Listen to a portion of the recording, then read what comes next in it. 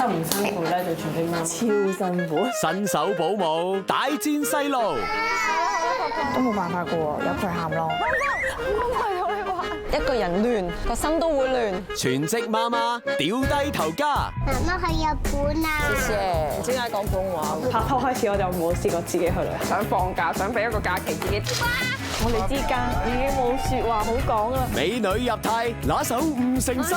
中意同細路仔玩啦，比較有耐性。姨姨可唔可以落翻嚟啊？有條褲浪，個褲浪咁大嘅。點解好似係錯咗褲？媽咪，你就咁一走了之，俾好多時間同佢哋溝通啦。哎呀！同埋照顧佢哋。一早食3晏嘢會肚餓啊！可以同啲小朋友玩得開心，做保姆原來要學踢波，亦都食得開心。佢第一次食麥當勞竟然係因為我帶佢去食啊！我太太寫一個流程俾佢哋咧，叫佢哋唔好加插其他嘢咯。但係佢好似好嬲。其實就係我哋令到佢哋屋企人唔開心啫。進入小朋友嘅世界，做齊晒飲水、換片、換校服、放學卡、發寶餅。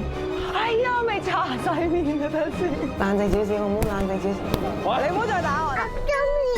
5位後備阿媽會唔會搞到家不成家？少女幫佢手，你會唔會擔心咧？放鬆成個人嘅。你睇爸爸。唔通呢啲就係初戀？睇下我哋幾好餸。陣間佢唔捨得保姆姐姐走。